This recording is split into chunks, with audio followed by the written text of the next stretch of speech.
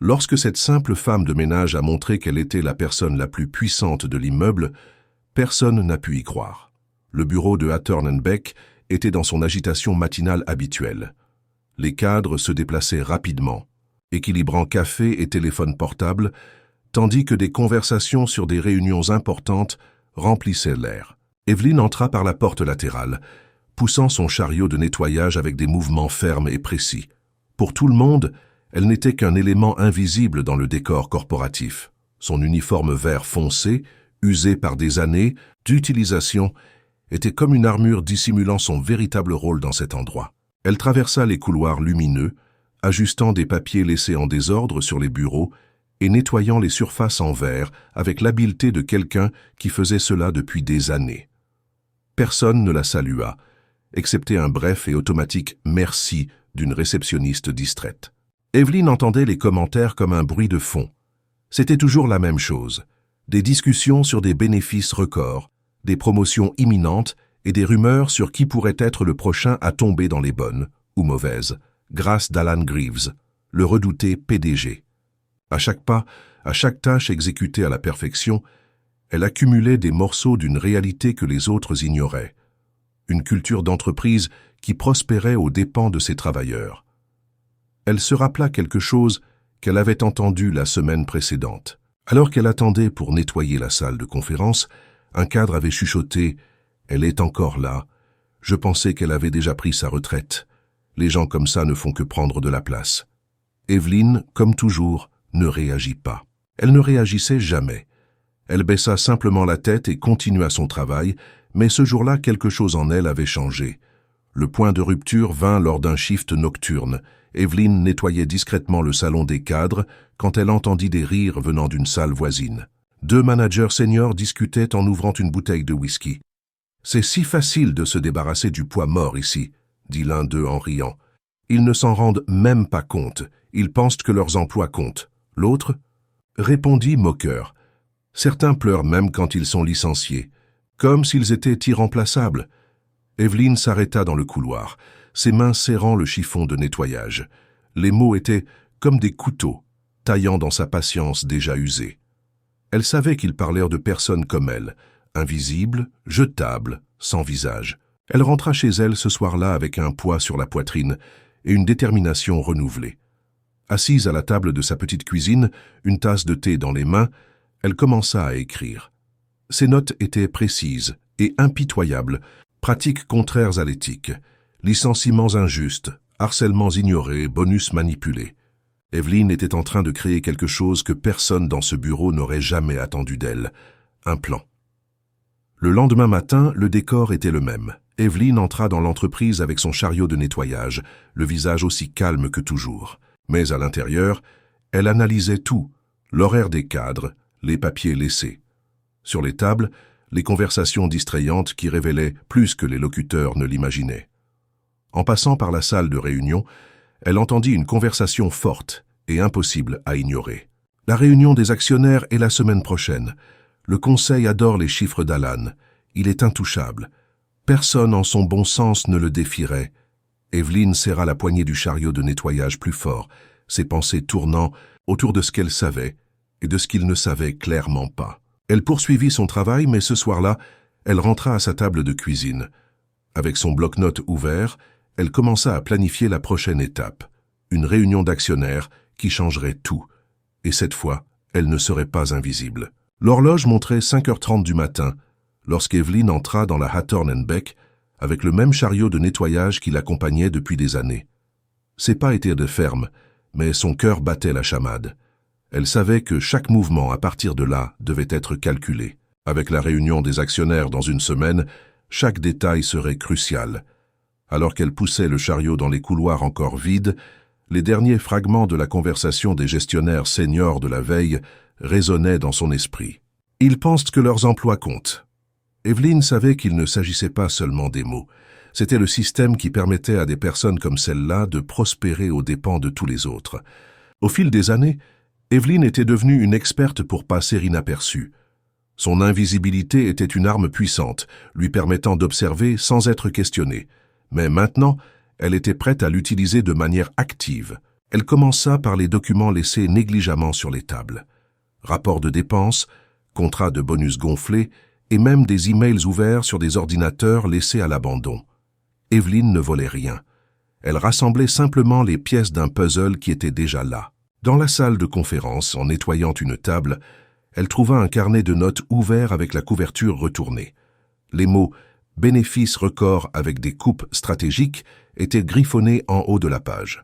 À côté, une liste de départements ayant subi des réorganisations. Evelyn nota mentalement les noms et les domaines, sachant qu'ils seraient utiles plus tard. Evelyn savait qu'elle aurait besoin d'aide pour transformer ses observations en quelque chose de concret. Ce soir-là, après le travail, elle passa quelques appels.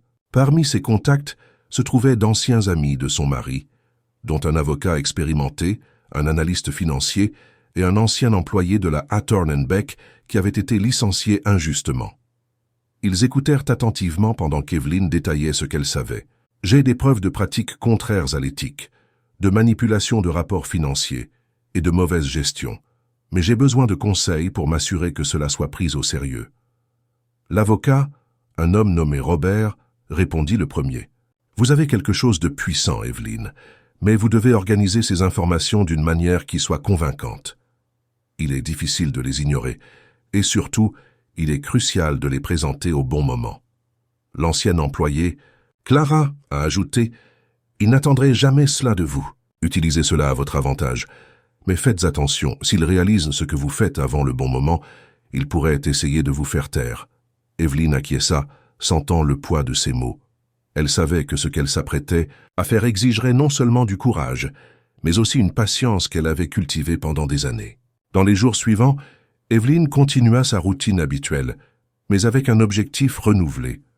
Elle commença à faire attention aux mouvements des dirigeants, qui entraient et sortaient des salles, qui restaient après les heures de bureau et qui laissaient des documents importants exposés sur ces bureaux. Mardi soir, elle nettoyait la salle de réunion quand elle entendit un téléphone vibrer.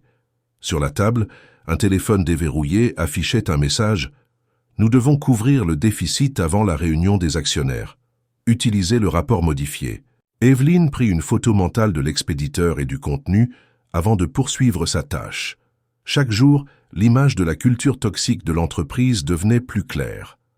Dans sa petite cuisine, avec une tasse de thé à côté, Evelyn commença à rédiger le discours qu'elle présenterait lors de la réunion. Sa main tremblait légèrement, tandis que les mots prenaient forme. Pendant des années, j'ai vu cette entreprise prospérer au détriment de ses employés. Mais ce que vous ne saviez pas, c'est que j'ai fait attention. Et maintenant, j'ai les preuves que le succès de Hattorn & Beck a été construit sur des pratiques qui ne peuvent pas continuer. Elle répéta ces mots à haute voix, ajustant le ton jusqu'à ce que chaque phrase sonne ferme et contrôlée. Elle savait qu'elle devrait faire face à Alan Greaves et aux membres du conseil sans hésiter.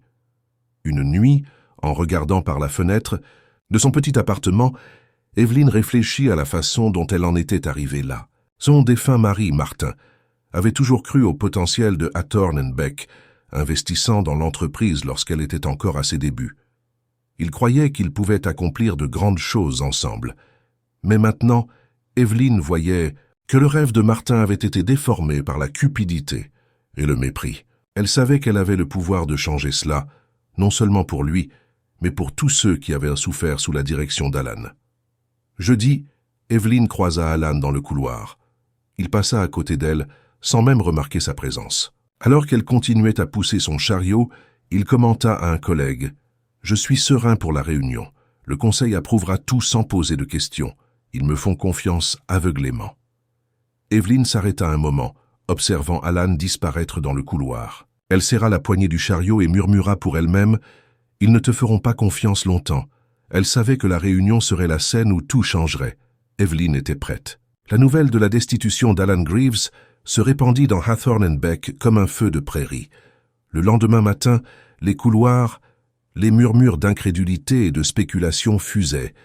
Les gens se regardaient les uns les autres, se demandant comment la silencieuse Evelyn, la femme qui poussait un chariot de nettoyage dans les couloirs depuis des années, pouvait être l'actionnaire majoritaire et avoir destitué le PDG le plus redouté que l'entreprise ait jamais connu. Cependant, Evelyn ne se préoccupait pas des chuchotements. Ce jour-là, Elle traversa le bâtiment avec une attitude que personne n'avait jamais vue auparavant. Elle ne poussait plus un chariot, mais tenait un classeur rempli de notes. Un plan devait être exécuté, et elle n'avait pas de temps à perdre. Sa première réunion était avec le conseil d'administration, désormais conscient que les choses avaient changé. En entrant dans la salle de réunion, elle trouva les membres du conseil en attente, certains avec des expressions encore soupçonneuses, d'autres essayant de paraître coopératifs. Evelyn commença sans détour. « À partir de maintenant, la Hattorn & Beck ne sera plus l'entreprise que nous connaissions. Nous allons nous reconstruire. Ce n'est pas optionnel. C'est une nécessité. » Un des membres, un homme plus âgé nommé Richard, se pencha en avant. « Evelyn, personne ne peut nier ce que vous avez fait hier. Mais transformer une culture d'entreprise toxique n'est pas quelque chose qui se fait du jour au lendemain. » Evelyn le fixa, les yeux brillants de détermination. « Je le sais, Richard, mais chaque jour que nous perdons est un jour de plus où nous permettons aux mêmes pratiques de continuer. Nous commencerons par les plus négligés, l'équipe de nettoyage, les assistants, tous ceux qui ont été ignorés ou maltraités. Ils seront les premiers à voir de réels changements. » La proposition d'Evelyn fut accueillie avec des regards partagés, mais elle s'y attendait déjà. Certains membres du conseil étaient encore accrochés à l'ancienne mentalité, préoccupés uniquement par les profits et les apparences. Mais elle savait qu'elle aurait des alliés, même s'ils étaient peu nombreux, et cela suffirait.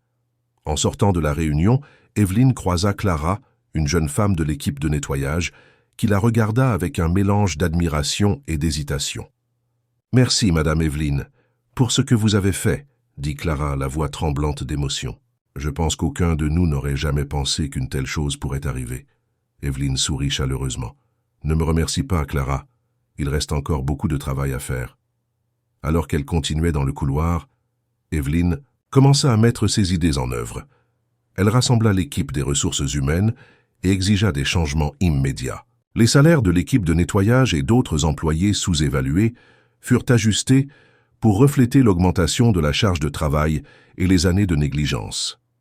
Evelyn fit également appel à une équipe externe pour examiner les politiques de harcèlement et de discrimination, quelque chose qui n'avait jamais été pris au sérieux sous la direction d'Alan.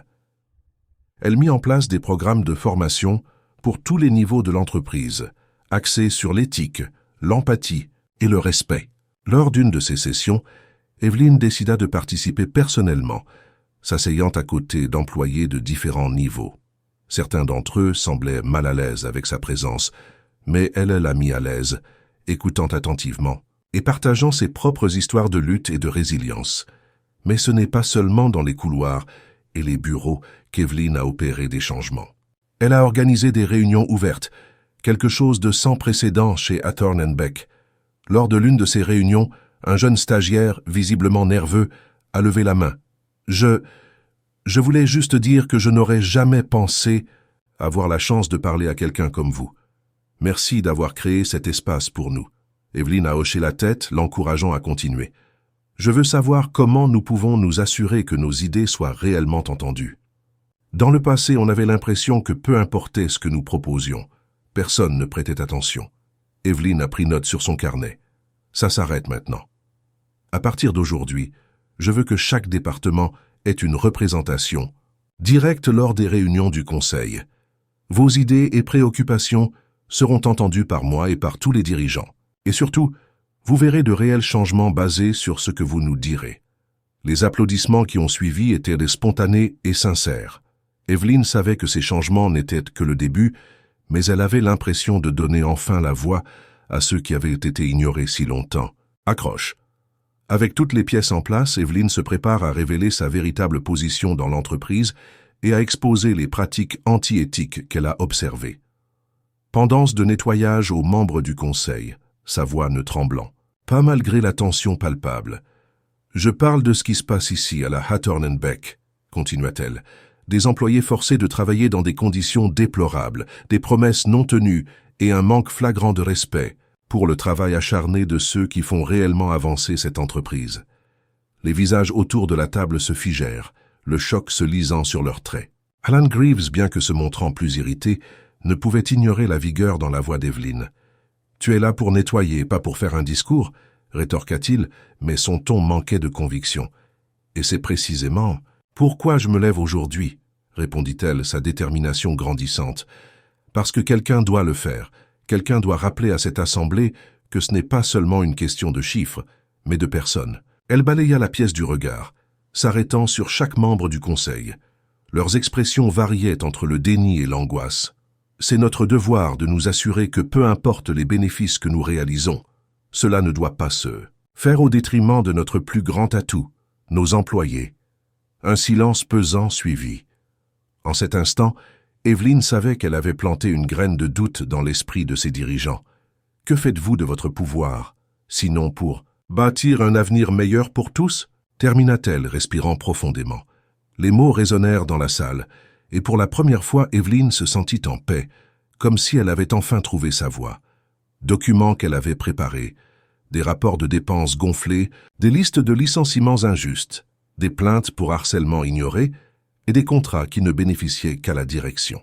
Chaque page était une preuve irréfutable de ce qu'elle observait depuis des années. « Ceci, » dit Evelyne, tenant une des feuilles en l'air, « est le véritable coup du succès de cette entreprise. » Alan, maintenant clairement mal à l'aise, tenta de reprendre le contrôle. « Qui pensez-vous être pour venir ici faire de telles accusations?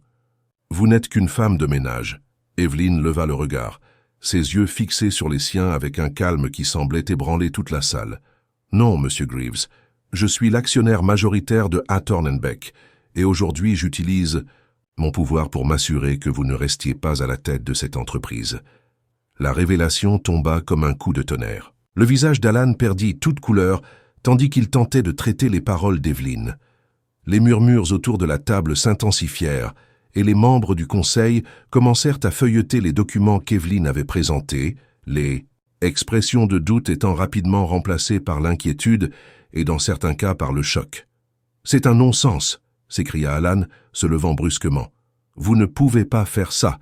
Evelyne garda son calme. « J'ai suffisamment de preuves pour justifier votre éviction, et j'ai le pouvoir de demander un vote à ce sujet. Ce conseil peut décider de soutenir un leader qui détruit l'intégrité de l'entreprise ou de faire ce qui est juste. » Le chaos envahit la salle. Les exécutifs commencèrent à débattre, leurs voix se chevauchant. Certains défendaient Alan, essayant de minimiser les preuves, tandis que d'autres, impressionnés par la quantité d'éléments, savaient qu'il n'y avait aucun moyen de nier la gravité de la situation. Evelyne resta immobile, attendant que les émotions se calment. Lorsqu'ils parvinrent finalement à organiser le vote, le résultat fut clair. Alan Greaves fut démis de ses fonctions en tant que PDG. Il protesta, sa voix chargée d'indignation.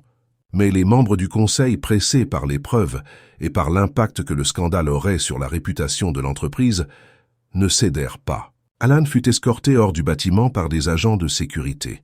Sa posture, jadis imposante, réduite à une figure vaincue.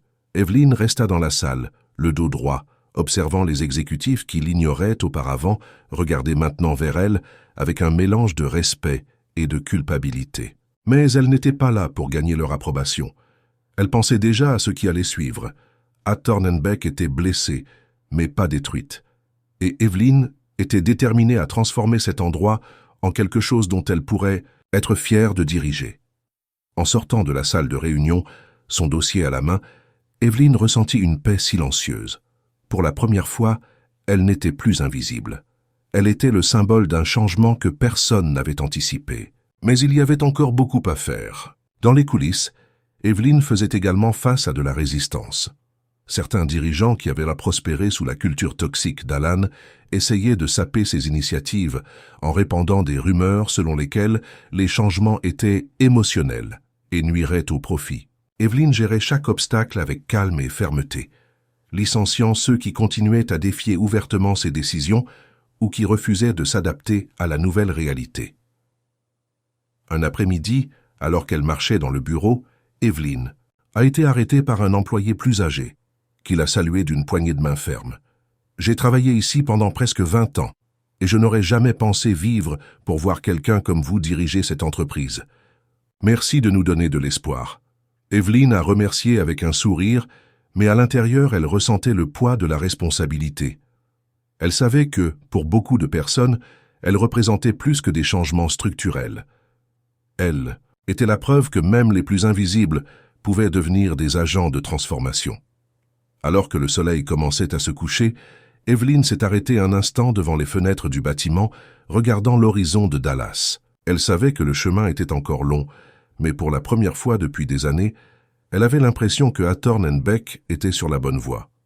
Et cette fois, personne ne serait laissé pour compte. Evelyn a ressenti le poids. Des semaines de changement. Bien que le progrès soit visible, les défis continuaient d'apparaître. La culture d'entreprise enracinée de Hatton & Beck ne se transformerait pas du jour au lendemain. Certaines des voix les plus résistantes au changement murmuraient encore dans les couloirs, tandis que d'autres dirigeants essayaient de trouver des moyens de ralentir ou de saboter ces initiatives. Evelyn, cependant, ne se laissait pas intimider. Ce jour-là, lors d'une réunion du conseil, Richard, l'un des membres les plus anciens et sceptiques, elle a soulevé une question qui semblait calculée pour la discréditer. « Evelyn, nous reconnaissons tous que les augmentations salariales et les changements dans les RH aident à la morale des employés, mais as-tu déjà envisagé comment cela affectera nos bénéfices à long terme? L'entreprise ne peut pas prospérer si nous dépensons trop pour des choses sentimentales. » Evelyn est restée calme, mais ses yeux reflétaient une détermination inébranlable. « Richard, les changements que nous mettons en œuvre ne sont pas sentimentaux. Ils sont stratégiques. Une équipe motivée et respectée est plus productive, plus loyale et, en fin de compte, plus rentable. Les chiffres que tu chéris tant commenceront bientôt à refléter cela. » Elle marqua une pause, laissant ses paroles résonner dans la salle avant de continuer. « De plus, nous corrigeons des années de négligence. Une négligence qui, si elle était ignorée, nous aurait coûté plus que tout investissement que nous faisons actuellement. » La salle resta silencieuse, et même Richard ne trouva pas de réponse immédiate. Evelyn savait qu'elle devrait encore prouver son point, mais elle était confiante que les résultats parleraient d'eux-mêmes. En quittant la salle de réunion, elle fut abordée par Anna, la nouvelle responsable des RH, qui avait été promue sous sa direction. « Madame Evelyn, désolée d'interrompre, mais je voulais partager quelque chose avec vous. Nous avons constaté une augmentation significative du nombre de candidats intéressés à travailler ici depuis le début des changements. On dirait que les gens commencent à voir Hatton & Beck d'une manière différente. » Evelyn sourit. C'était une petite victoire, mais chaque pas en avant la rendait plus motivée. Plus tard, ce même jour, Evelyn organisa l'une des réunions ouvertes qu'elle avait mises en place. Cette fois, la salle était pleine, avec des employés de différents niveaux et départements. Beaucoup étaient là pour la première fois, encore incertains de ce à quoi s'attendre. Evelyn commença la réunion avec son ton habituel, direct et ferme. « Je veux que vous sachiez tous ici que vos voix comptent. C'est un espace pour partager des idées, des préoccupations et des expériences. Rien de ce que vous dites ne sera ignoré. Cette entreprise vous appartient autant qu'à qui? Moi, et ensemble nous allons façonner son avenir. » Un jeune homme leva la main. C'était Lucas, l'un des stagiaires qui semblait auparavant trop intimidé pour parler. « Madame Evelyn, je voulais vous remercier de créer cet espace, mais je voulais aussi demander comment garantir que ces changements se poursuivent, même après que l'attention se soit détournée? » Evelyn hocha la tête, impressionnée par la profondeur de la question. « C'est une excellente question, Lucas. La réponse réside dans la construction d'un système solide et transparent. Nous ne pouvons pas dépendre d'une ou deux personnes pour faire fonctionner les choses. Nous avons besoin de politiques et de pratiques suffisamment solides pour résister au temps et aux circonstances. Et c'est pourquoi vous avez tous un rôle à jouer. » Elle regarda autour de la salle, ses yeux balayant chaque visage. « Vous êtes les gardiens de ce changement. Ne laissez pas que nie. Personne ne les convaincra que leurs efforts sont insignifiants. Chaque action que nous prenons ensemble est une brique dans la construction de quelque chose de plus grand. » La salle a éclaté en applaudissements, et Evelyn a vu qu'au fur et à mesure, elle gagnait la confiance de ceux qui avaient le plus besoin d'elle. Cependant, Evelyn savait qu'il restait une dernière barrière à affronter, les investisseurs externes. Beaucoup d'entre eux s'étaient montrés inquiets des changements, craignant que les nouvelles pratiques n'interfèrent avec les résultats financiers. Evelyn a convoqué une réunion avec les principaux actionnaires pour présenter son plan à long terme, et plus important encore pour montrer les premiers résultats des changements. Dans la salle de conférence, devant un public d'investisseurs sérieux, Et pour la plupart sceptiques, Evelyne a commencé sa présentation. Elle a montré des graphiques indiquant une réduction du turnover, une augmentation de la productivité et même une amélioration du service client. Mais le moment le plus puissant est venu lorsqu'elle a partagé de vraies histoires d'employés qui avaient bénéficié des changements. Voici Clara, de l'équipe de nettoyage. Après des années à être ignorée, elle gère maintenant une petite équipe et contribue directement à améliorer nos processus. Et voici Lucas, un stagiaire qui, grâce au nouveau programme de mentorat, dirige déjà des projets qui, auparavant, auraient été délégués uniquement à des cadres expérimentés. Elle a conclu avec un message clair. Le succès de Hattorn & Beck a toujours été mesuré en chiffres. Mais maintenant, nous prouvons qu'un environnement sain et juste est également une formule gagnante. Je suis ici pour assurer que notre entreprise non seulement survive, mais prospère. Et prospérité signifie bien plus que profit.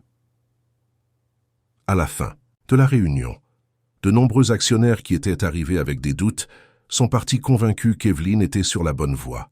L'un d'eux, en serrant sa main, a dit « Je n'aurais jamais pensé dire cela, mais vous avez transformé mon scepticisme en admiration.